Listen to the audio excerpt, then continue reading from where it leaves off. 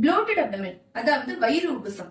நம்ம குடல்ல அதிகமான காற்று சேர்றதுனால ஏற்படுற பிரச்சனை. நம்ம சாப்பிடும் பொழுது காற்று விழுங்குறதுனாலயோ, நம்ம சாப்பிட்ட சாப்பாடு ஒத்துக்காததுனாலயோ, மலச்சிக்கல் போன்ற டைஜஷன் பிரச்சனையாலயோ இது ஏற்படுது.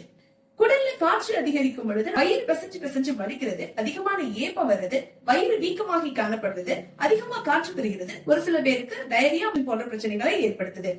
சரி, வயிறு உப்புசம் தானே, ஒரு சோடா வாங்கி குடிச்சா சரியா போயிடும் அப்படின்னு நீங்க நினைச்சீங்கன்னா அது ரொம்பவே தவறு. சோடா உங்க வயிற்றுல இருக்கிற காற்றை அதிகரிக்குமே தவிர குறைக்காது.